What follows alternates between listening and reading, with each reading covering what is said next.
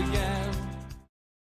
Good evening and welcome to NUFC Matters with me, Steve WRAITH. It's Thursday night, which means I'm joined by SUPERMAC and GIBBO. Good evening, lads. Hi, guys. Hey, Steve. Hello, John. Hi, pal. Good to see you guys. And first of all, before we kick off, I just want to say a big thank you to Paul from Toon Review. We did a podcast together last night. I popped onto his channel, the Toon Review on YouTube. Give him a follow, give him a subscription.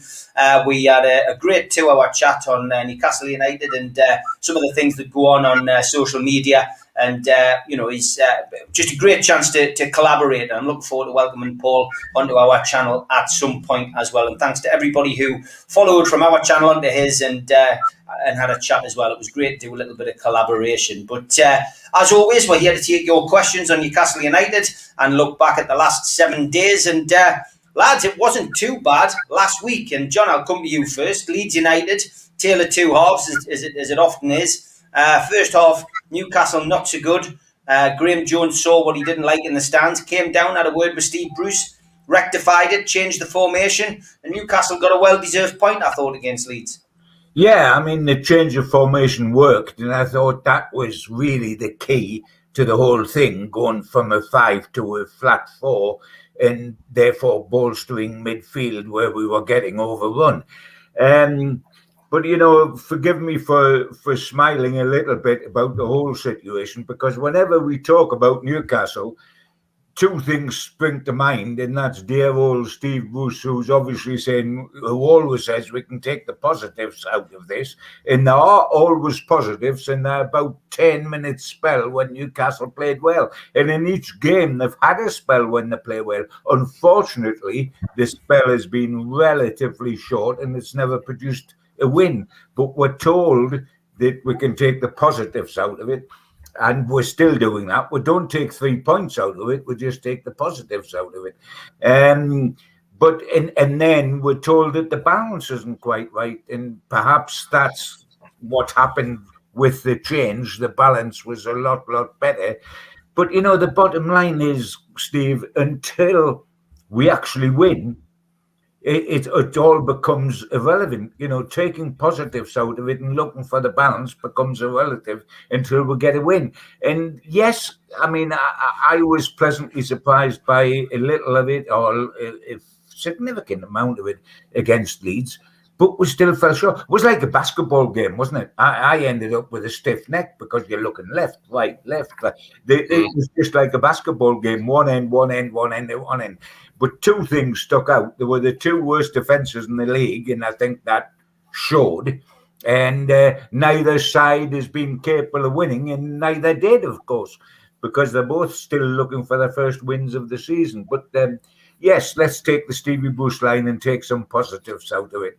But they'll only be positives until they produce a win at Watford, because long overdue, a real chance. Yes, they did well and they beat Norwich, and no doubt we're talking about this later in the programme. But, if you don't beat Watford or you don't beat Wolves, who on earth are you going to beat in the Premier League? This is the chance, Malcolm. They're both away, okay, but if you don't beat these two sides, or one of these two sides, we need at least 4 points out of this, don't we? At least, and really you've got to go for 6. Yes, absolutely. Newcastle's record against Watford, I think, is not very good at all. Shocking, But for some reason, and I look at what's going on. Leeds, for a fact they're just going to play one up front. What the hell are you doing with 5 at the back? Yeah, just the shape and formation that Leeds play with. It dictates that you don't play, and I've said this before. I'll say it again. Lascelles has no confidence in himself, and so he pressures to have people around him, and in the end, and it seems that Steve Bruce and he are thick as thieves. And so what Lascelles wants, Lascelles gets from Steve Bruce. And so he gets two other centre halves there so that he's constantly covered. He has no self-confidence in his play at all, and so he's always looking for people on the cover, and I just wish that Steve Bruce could see this and say, we need to have just two centre halves and let the fullbacks get forward. Well, I mean, Malcolm, you're absolutely right. But I mean, I'm hoping that's what Jones saw, wasn't it? Because he looked at it, he saw them playing one up front. We went to a flat back four, which I think not only helped Newcastle United and helped the back, but it certainly helped the midfield, Malcolm, because we were getting overrun in midfield. And that extra body pushed into midfield changed the whole scenario of the game. Yeah. And, you know, when you look at Manquillo and that, he'll fit into a back four fine as a right back. Absolutely. Manquillo, without a shadow of a doubt. And he is much better at getting forward than he is at actually defending. So, let him steam on down the line. And, and it was a terrific goal that he got. And I think, really well taken. I think he was one of the massive plus for me against Leeds was obviously Aaron Saint-Maximin, who did terrifically well the whole game, as well as scoring the goal.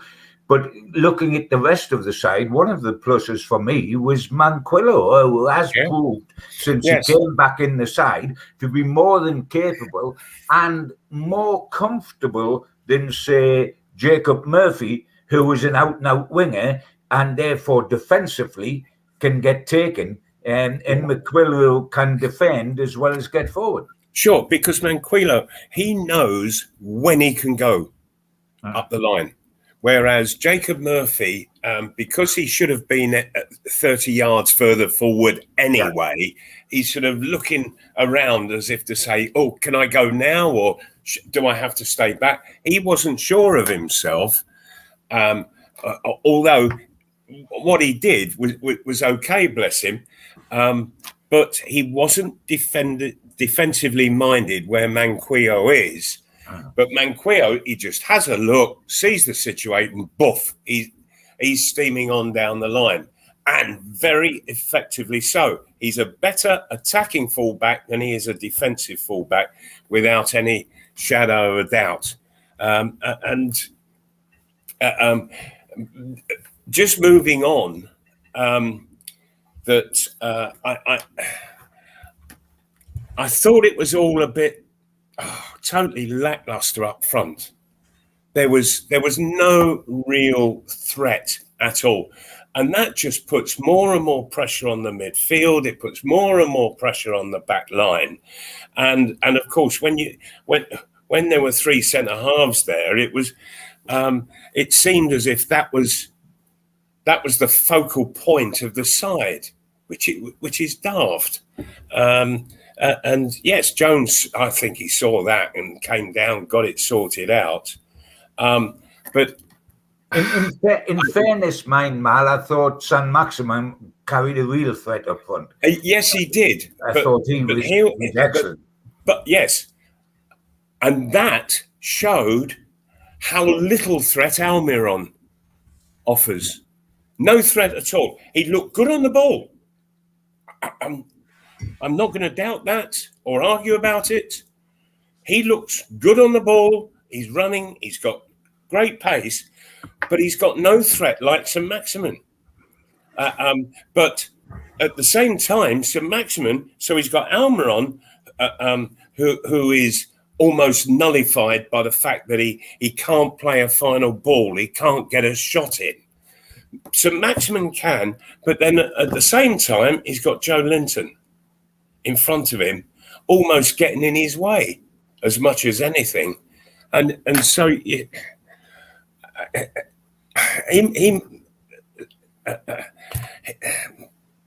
Saint-Maximin, he must go home and just say to himself, what the hell is going on around? I've got my own players blocking me. They know I want to make a run, and I'll do a mazy run, and I'll go. Instead of splitting off, all of a sudden there's 6'3" of Joe Linton stood right in front of St Maximin, and St Maximin won't give him the ball because he knows that the 1-2 won't happen because Joe Linton, he just doesn't see anything like that. And his ball control anyway is absolutely shocking. St Maximin needs somebody who he can bounce off of. He can bounce the ball off of, knowing it'll come back to him in his run. And Joe Linton just cannot do that. Almiron has no finish in any way whatsoever, whether it be shooting at goal or whether it be final pass. Just doesn't have it.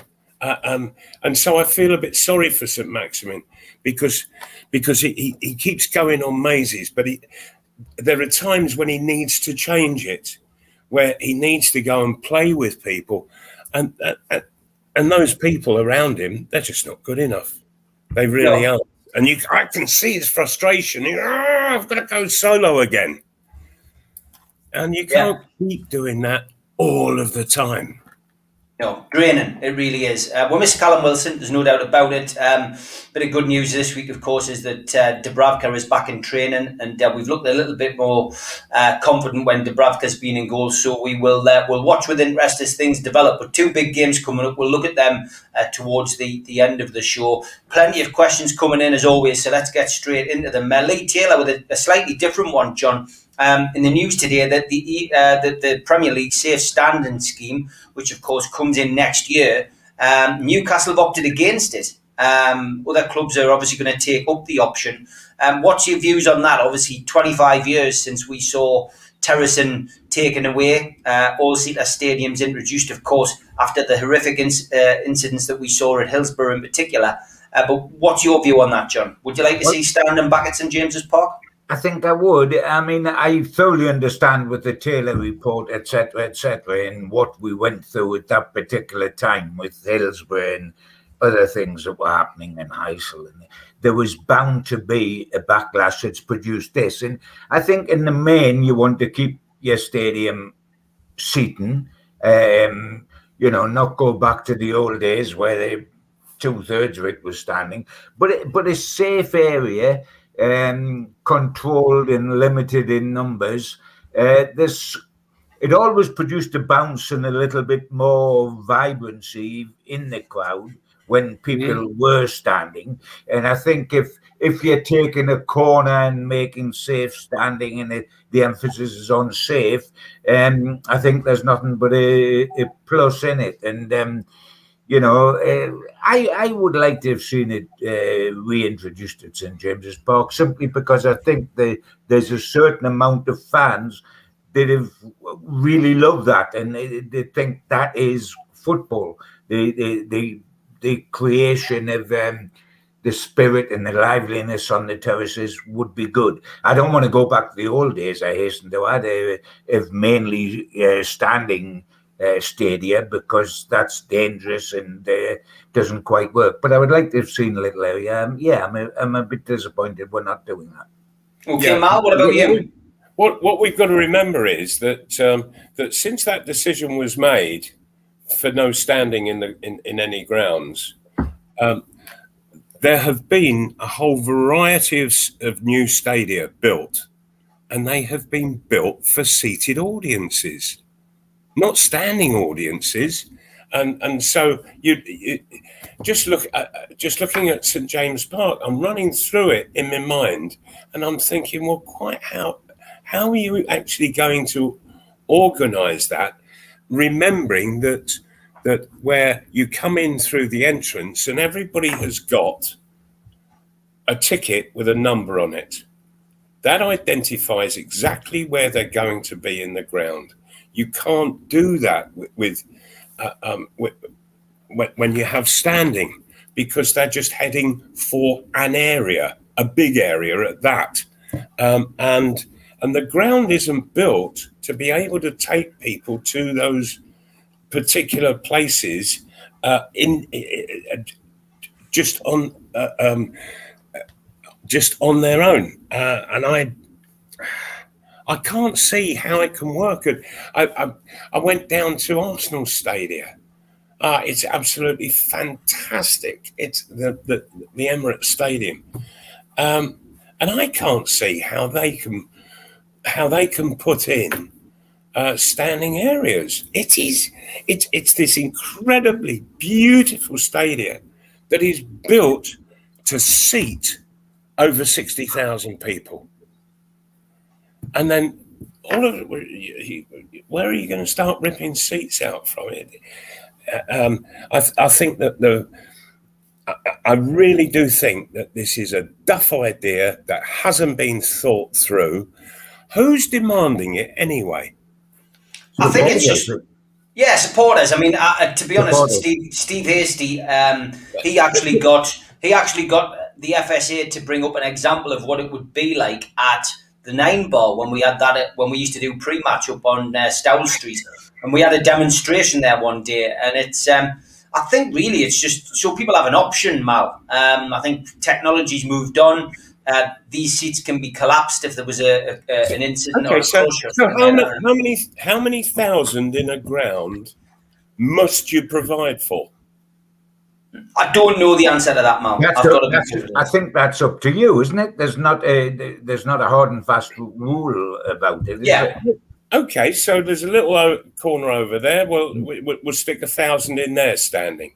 Yeah. Is that going to suffice? Is that going to satisfy the clamour? But do you know, I haven't heard anybody, and I talk a lot with fans.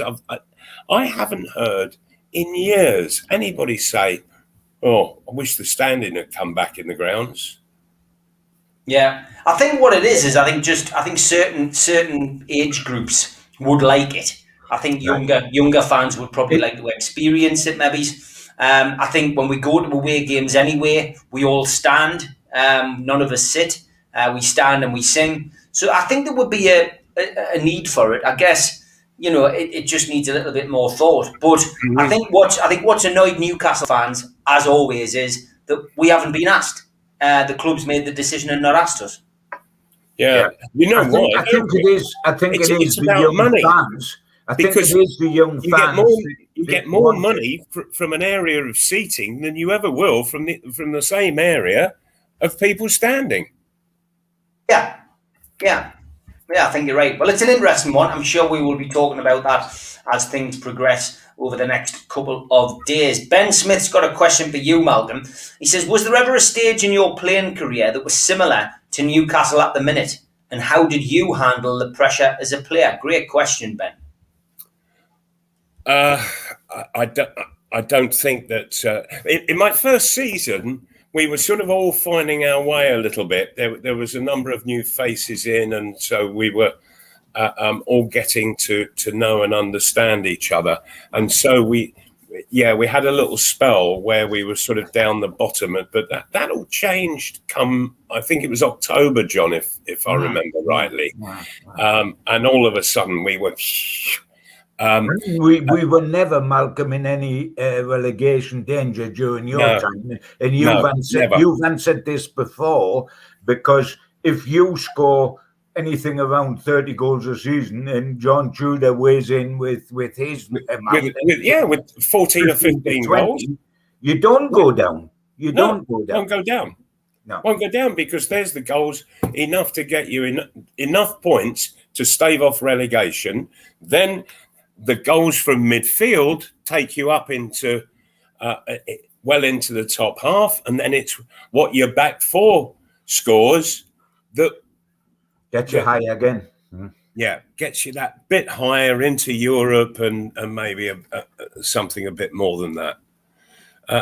So I don't recall ever being in a situation like this. I experienced it at Fulham, but then I was just a novice, and I was giving my league debut by Bobby Robson, and the situation at Fulham at the time was absolutely awful. A lot of senior players just didn't want to see the youth coming through that Bobby Robson was trying to bring in.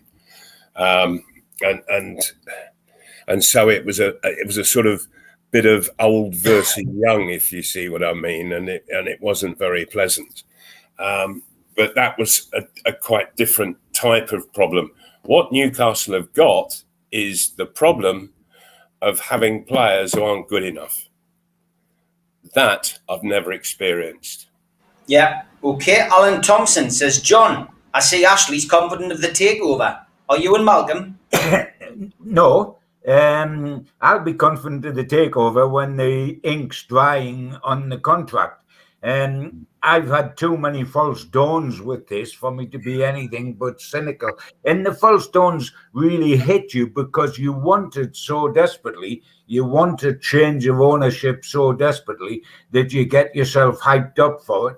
Then you walk into a brick wall. So, I will be cynical. We can all fly flags and trumpet a little bit, and because sometimes we allow hope to become verbal and say, "Oh yeah, I think we've got a good chance."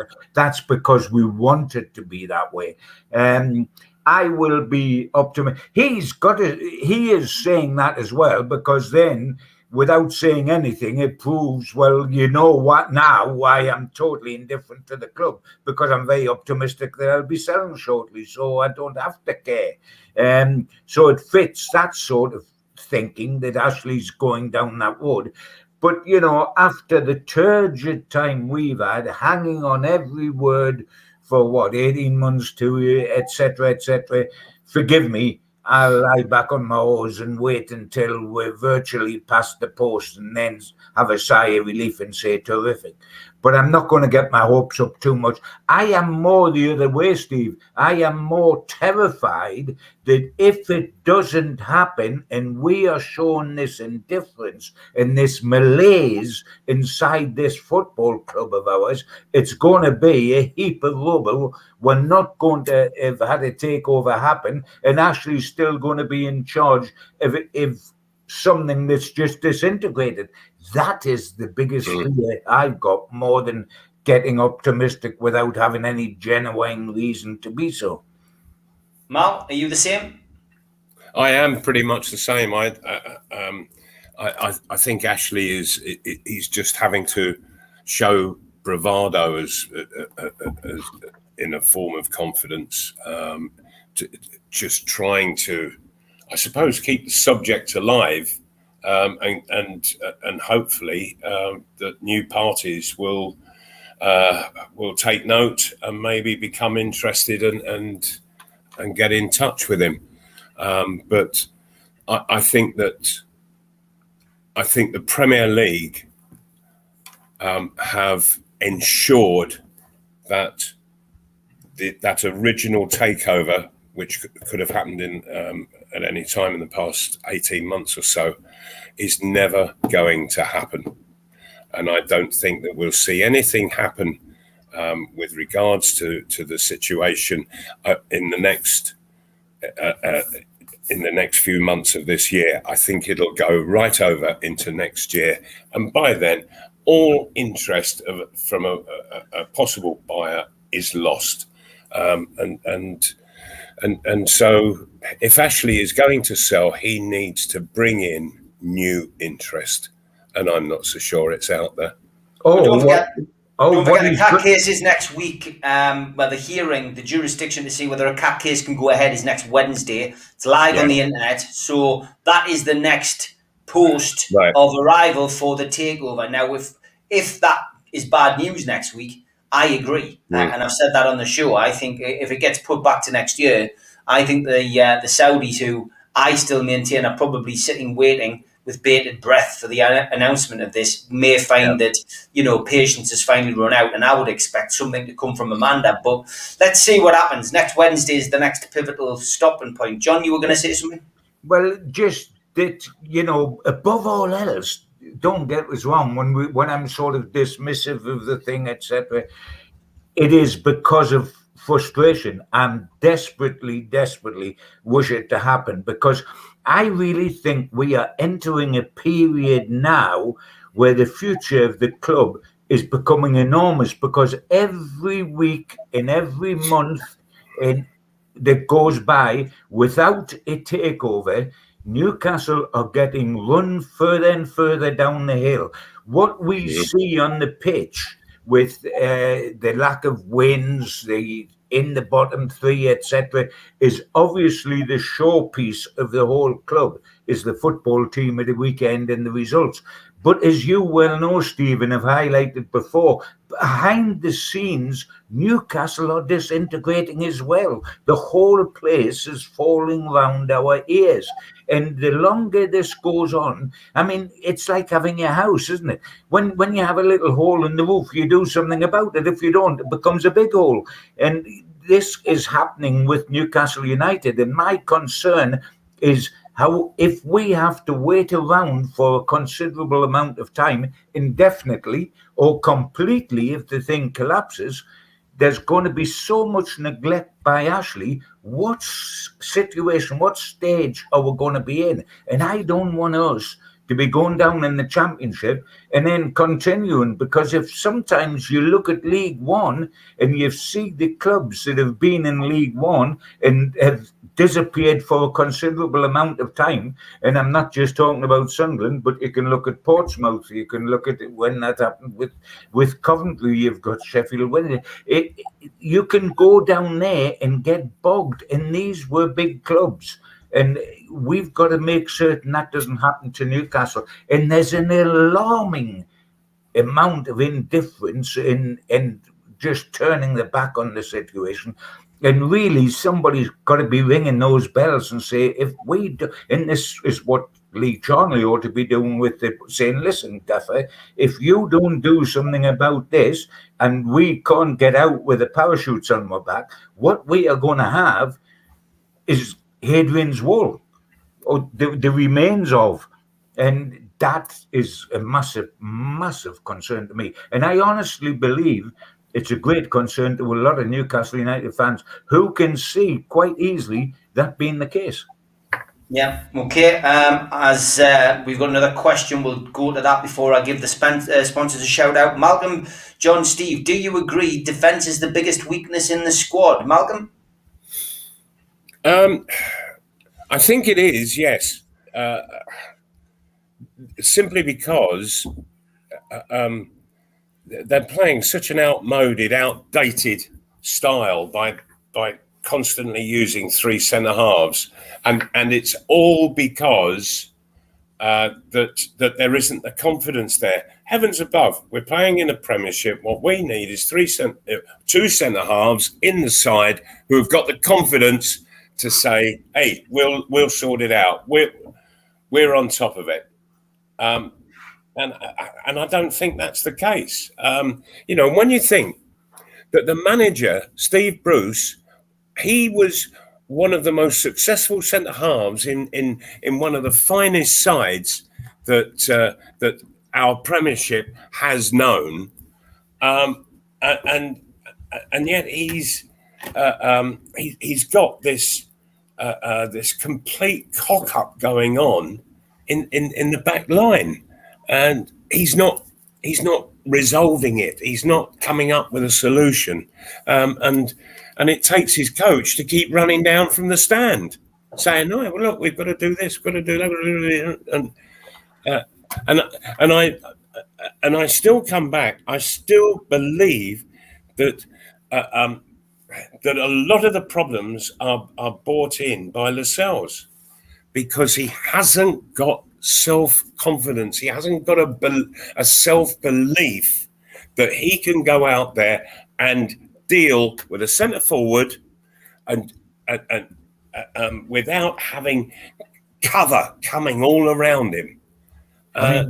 12 goals from 5 games, guys, tells us that is the problem. The problem is the defence.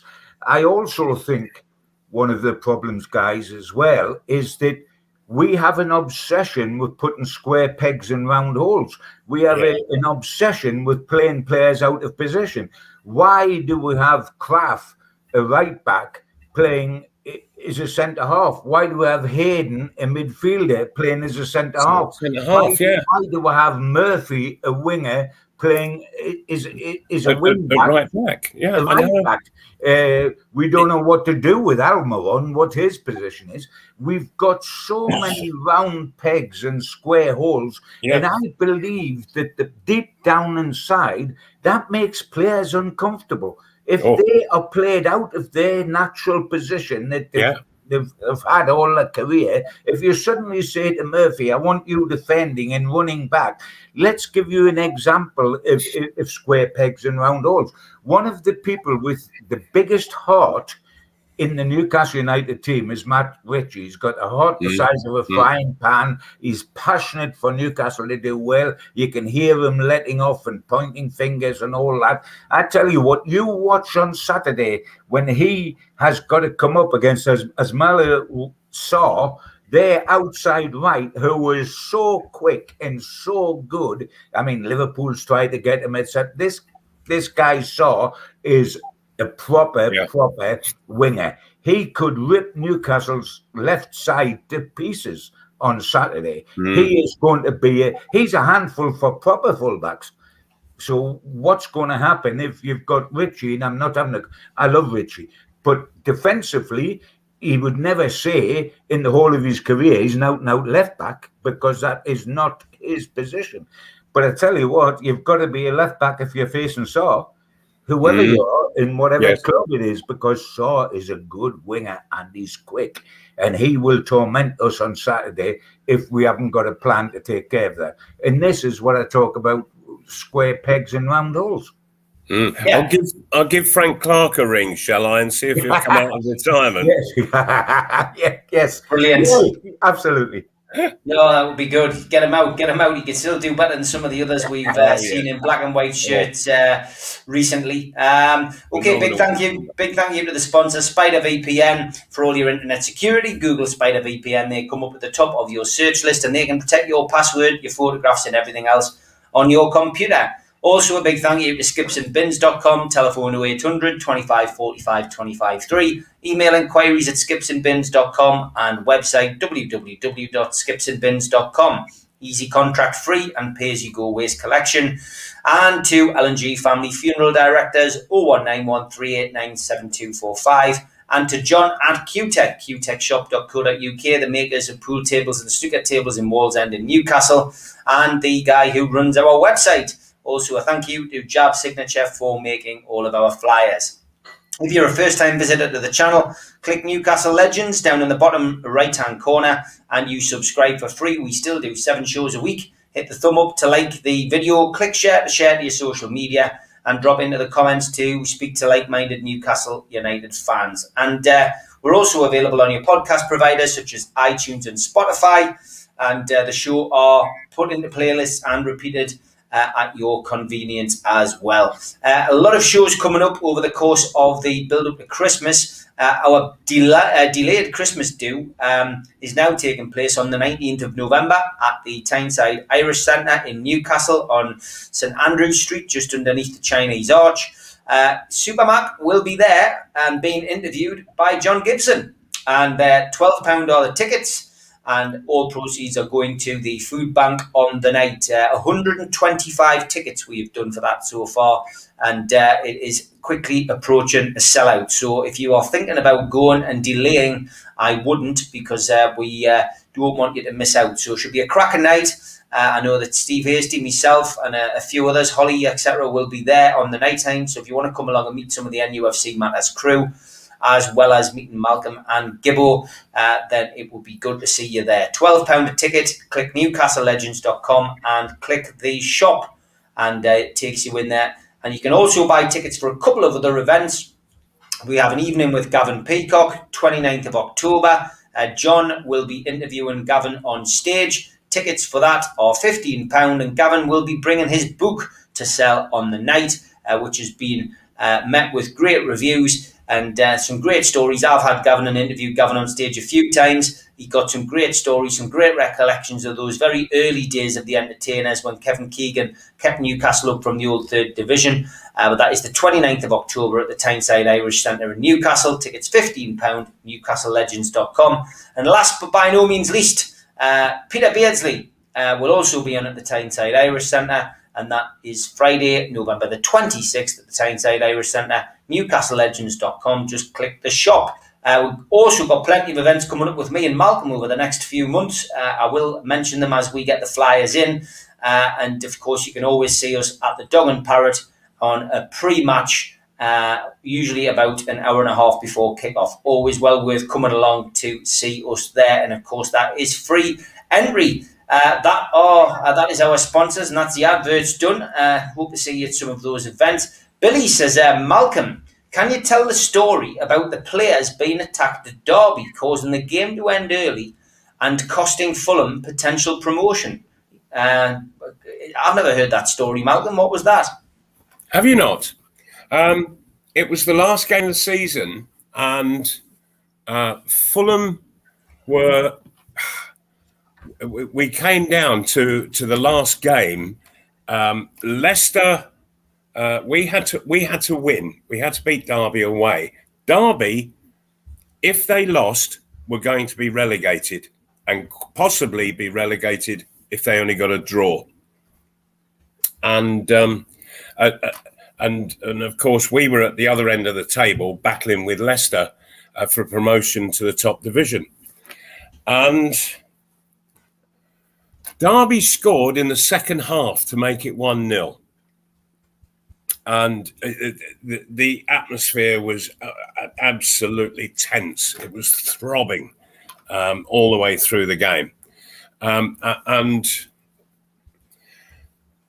so they, having gone a goal up, that was about midway through the second half. With about 20 minutes to go, the crowd came over the barriers, and then they started to encroach on the pitch, only in the Derby half. And so they started to encroach on the pitch, and they started to narrow it seriously.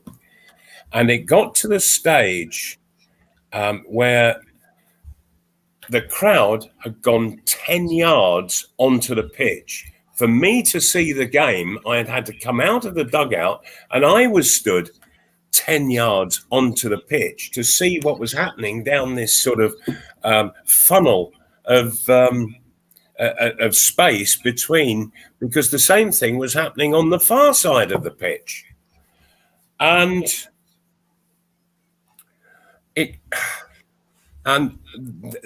all of a sudden, my midfield player, Robert Wilson, he had the ball inside left on the far side of the pitch, and he started to beat a man, and all of a sudden, a fella has run out the crowd and put the sole of his boot into Robert's thigh, and down he's gone. And I could see the referee was just completely perplexed by all that was going on. He should have stopped it, taken us all off the pitch, and demanded that the pitch be cleared, and then we continue the game. He didn't. He allowed it to run on. They were coming from behind the goal, and so they were filling the penalty area. And so that we couldn't actually see the goal that we were trying to score in, and there was a foul, and the referee blew his whistle. There was about 3 minutes to go. The referee blew his whistle, and all the crowd thought it was the final whistle. And they just went woof, and the pitch was covered, couldn't see it, and they came on at the other end as well, and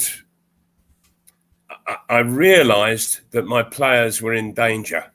And so I'm trying to get through this crush of people to get the players off.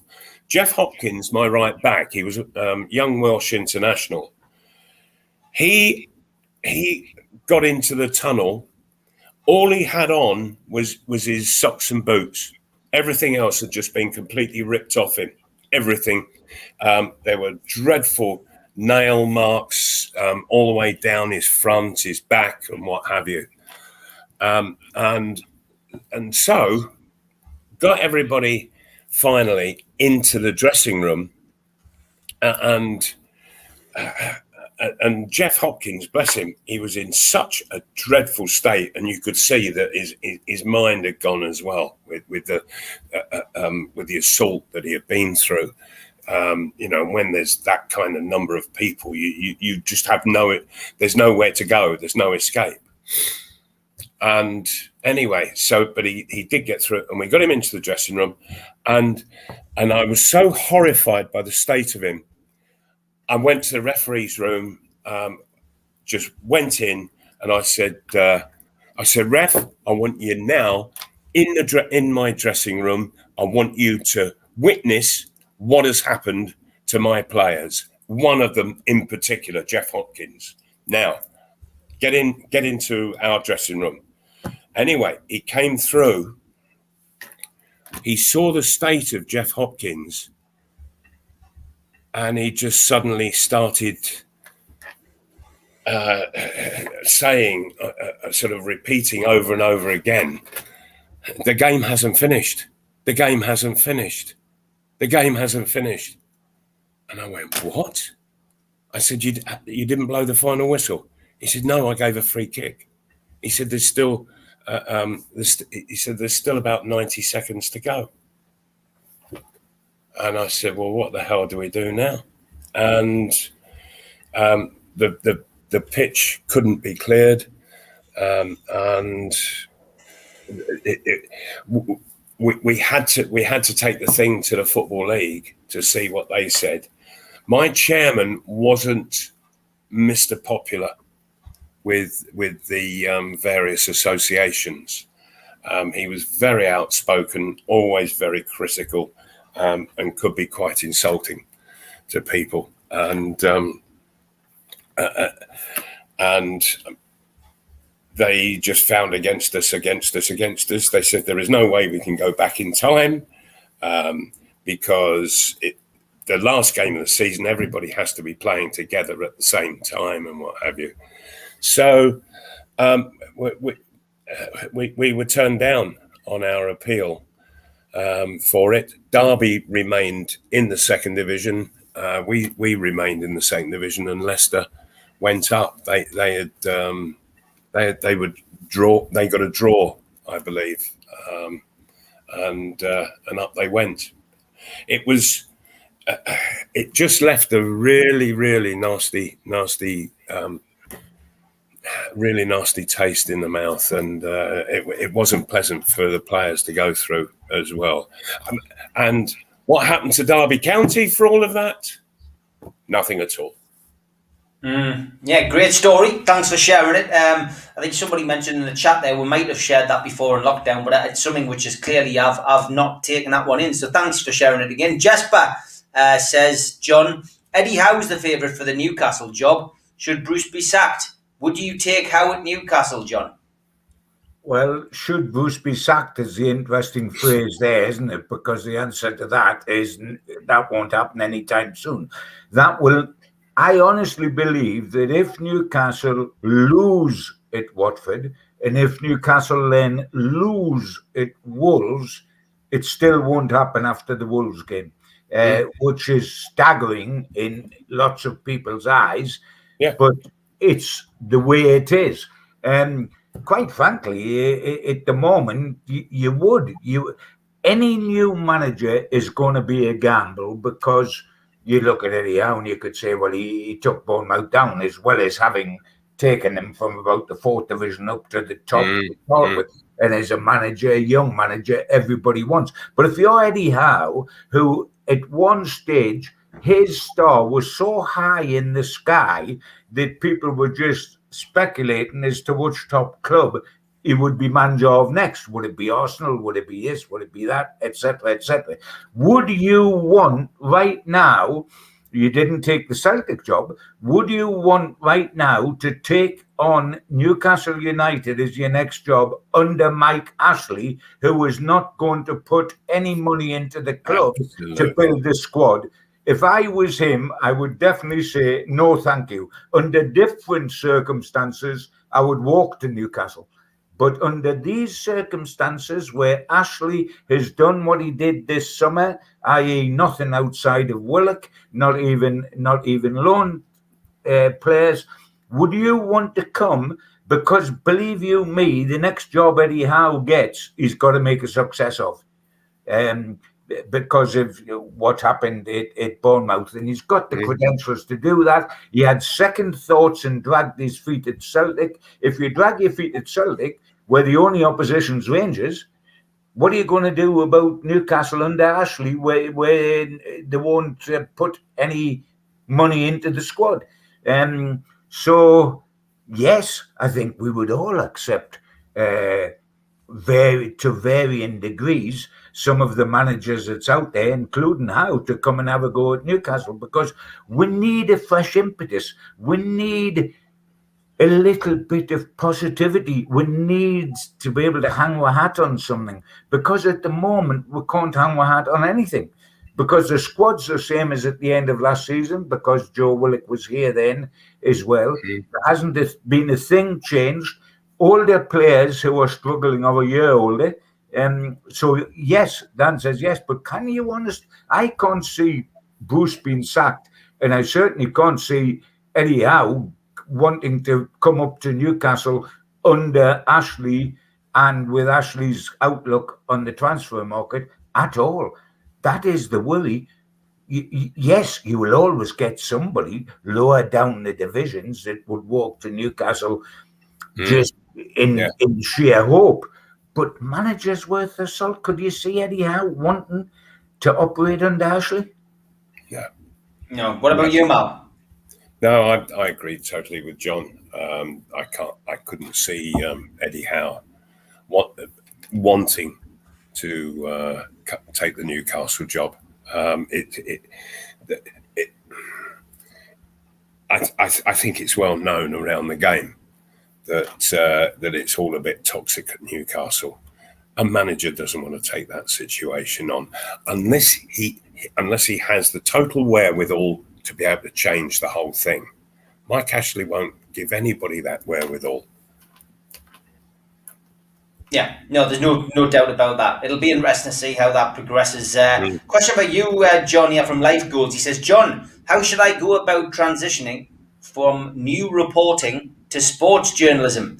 I already have a sports journalism degree and complete NCTJ qualification in December. So a bit of a work question for you there, John. It is, mate. It is. And the difficulty is when you first come into journalism from school, whether that school's university, or in my day, college, or just your ordinary school, you can't specialize to start with. You've got to get a firm grounding, and that means doing everything. I started at the Hexham Courant, and I stood outside of churches in the Tyne Valley, taking the names of mourners as they went into the church to list the mourners at the end of the funeral situation. I went to Jehovah's Witnesses meetings. I went to court cases. I had to do everything. But my great thing of the week was on a Saturday when I went to the Seal in Hexham and reported on Hexham GPO against whoever they were playing. And I was in paradise. This was me doing what I wanted to do. And I always remember the Chronicle coming for me at the Hexham Courant and said, would you come down and join us? And they wanted me to join the news side, of course, because that's what I was doing up there. And I said, no, I want to specialise as a sports journalist. And they said, well, come and join the news side. And if a sports vacancy comes up, you can have a go and maybe we'll take you on there. I said, no, once you get me down there on the news side, I will never get. So I stayed where I was till the sports job come up and got it. But for the guy, I think you've got to bite the bullet and go in there. If you're very, very lucky, you might be able to start on sport, bottom of the desk, straight away. But in the main, that doesn't happen. And it is no harm to get a grounding of everything to do with the writing, with journalism. I mean, standing in the rain outside of I always remember standing outside the church at Corbridge, which I pass now once a week when we're going up there for shopping or whatever, and thinking that's where it all started for me.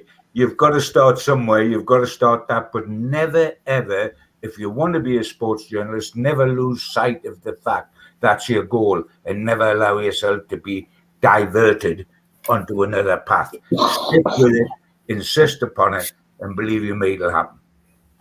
Okay, there you are. You got some great advice from one of the best in the business. Good luck, life goals, as you progress through your training. And somebody, where was that question? Somebody put about Frank Lampard. Yeah, there we go. Gary Hannon. Steve, John and Malcolm, I'd prefer Frank Lampard than to have Bruce any day of the week. What's your thoughts on that, lads, and the people in the chat? I mean, Frank Lampard, again, he hasn't got the experience for me, Mal. I think I would be happier with somebody like Martinez coming in, especially with his relationship with Graham Jones. Yeah, but why would any of them want to come in? Well, that's the trouble, Malcolm, without a shadow of doubt. I mean, I find it intriguing, Mal, to talk about it if we were thinking it wasn't Ashley and there was a new owner, and we said, who would we like the new owner to be manager?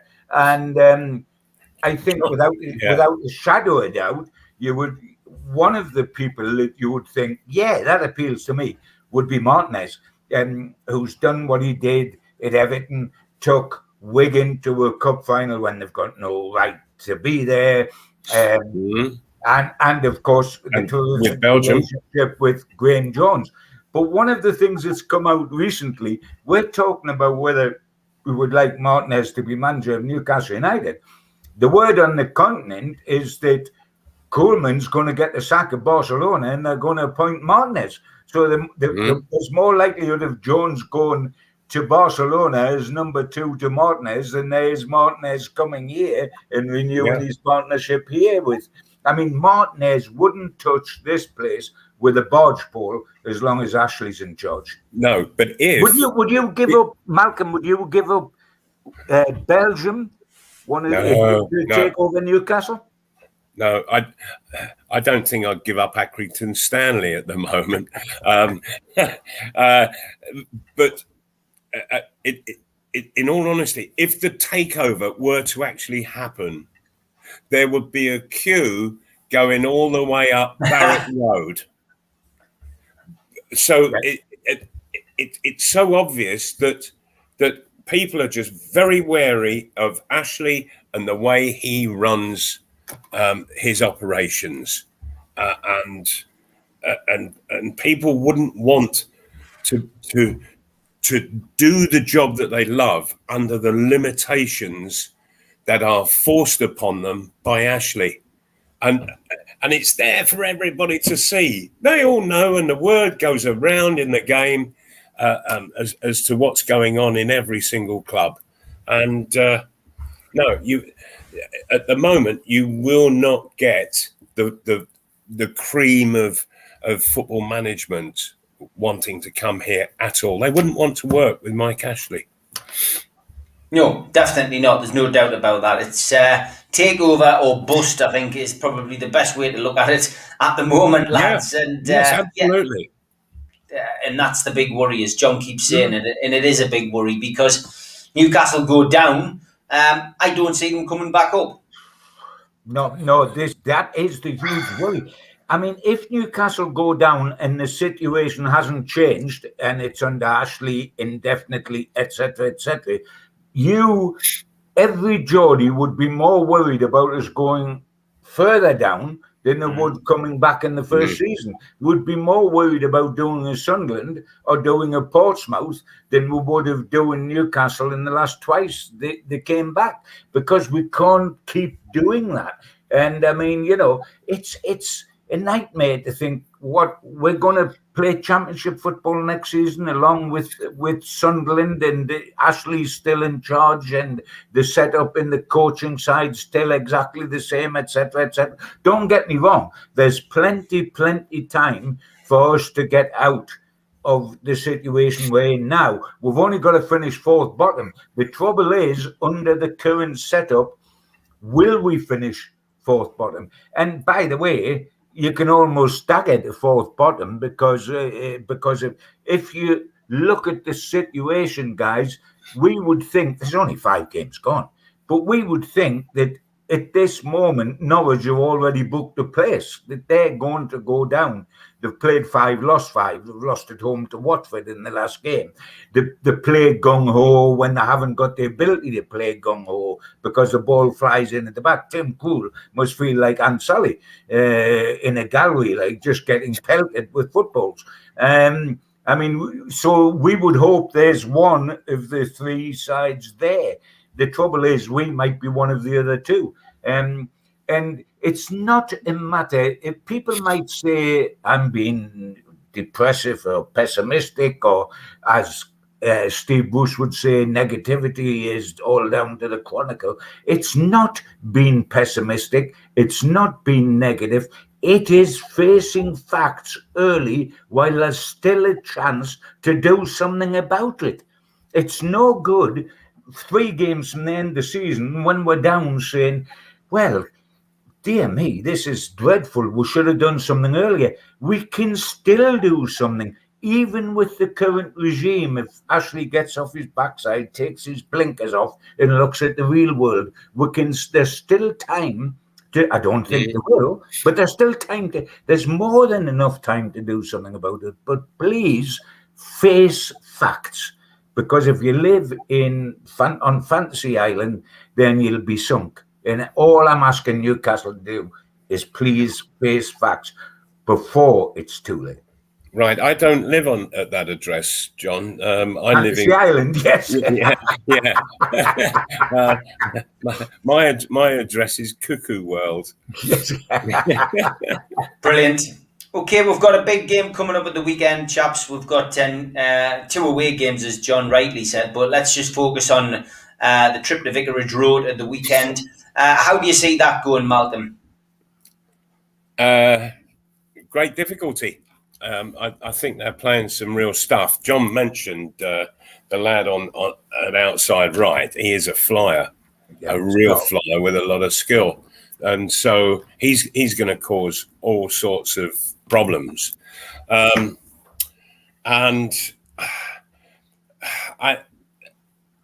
There's no thrust at all up front. And that is so disconcerting for me, because when a defence goes out onto the pitch away from home, what they want to know is that there is one guy or maybe 2 guys up there who, in all likelihood, is going to stick the ball in the net. That alters the structure.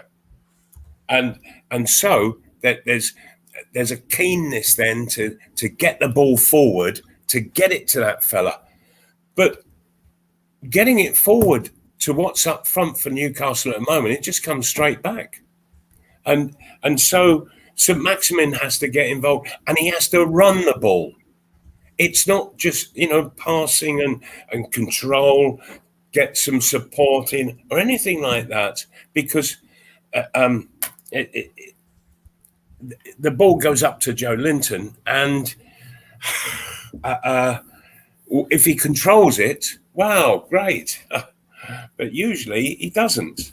And so it all breaks down. And you can see the confidence in the midfield and the back line. The confidence is just diminishing. I would dearly hope to see Almiron go on his runs and look to get shots in. I'm not so sure he's got an ability to actually shoot, and that's and that's what the main problem is with him. That he's great on the ball, he can run it all over. What he's got to stop, he must stop diving. And he's trying to get fouls from referees. What he's actually doing is he's tripping himself up. And I've seen him now do it time and again. And I don't like it. For one, I think it's cheating. But why is he tripping himself up when he's got a run at goal and the ball at his feet? What a stupid thing to do. That tells me that he's got no confidence in himself to make the run and get the finish in. Going back to the game on Saturday, can you imagine in the Watford dressing room what they're saying about Newcastle? It wouldn't be very nice. They wouldn't be saying, "Hey, look, we're really up against it." What they're doing is looking as to how they can just pick Newcastle United apart. Oh, watch St Maximin. Be careful of him on a run, and apart from that, there's not much to worry about. That's basically what Newcastle United as an attacking force come down to at the moment, and so I would Watford. For me, they'll more than likely come out full of confidence and raring to get going and get in amongst Newcastle and play some really good football, which Watford can do, and they score goals. Prediction then, Mal? 2-0 to Watford. 2-0 to Watford. Blue Moon Boy says he's starting to think Mal doesn't rate Joe Linton. GIBBO. Don't exaggerate that.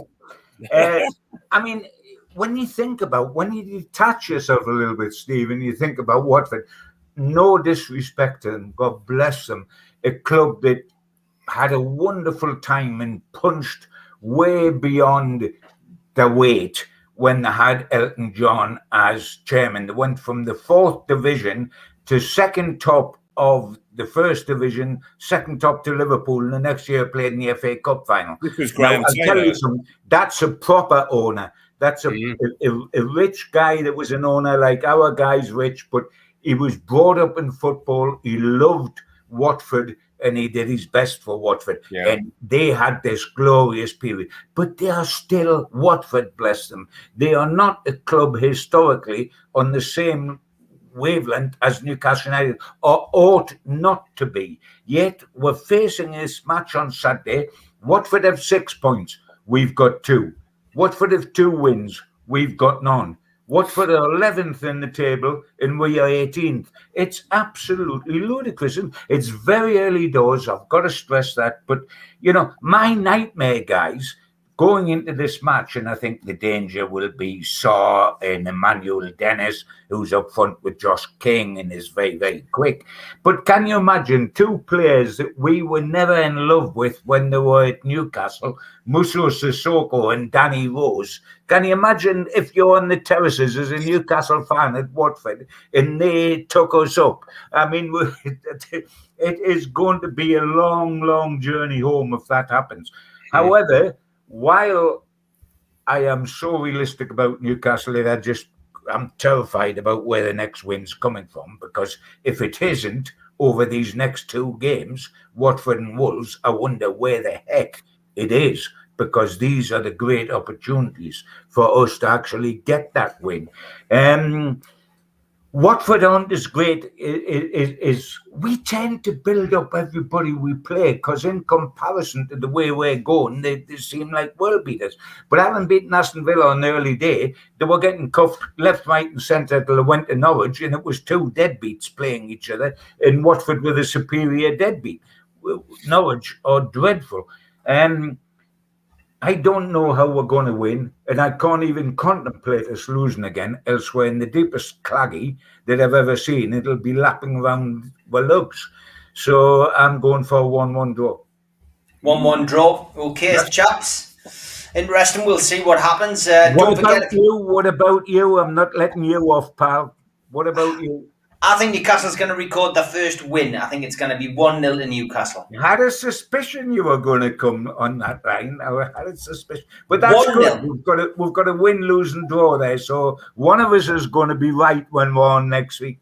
We are. Yeah. That's good stuff. If you want to see Malcolm and Gibbo, don't forget Christmas due tickets, £12 a ticket, Tyneside Irish Centre, 19th of November, NewcastleLegends.com. Just click shop. Tomorrow night, I am back. Slightly earlier time, folks, so make sure you stick it in your calendar. 4 o'clock with me and the lads, the Fab Four. We'll be on till 5:30. I'll be doing an event with Frank Bruno tomorrow night, charity event for Heel and Toe, so I've got to get out a bit sharper. So I'll be looking a bit dapper, and I'll be on with the lads tomorrow night at 4 o'clock. So set a reminder, and I'll stick that up very soon, and I'll see Malcolm and John next week. Take care, lads. As always, absolute pleasure to speak to you. Good night, everyone. Take care, guys. Bye-bye.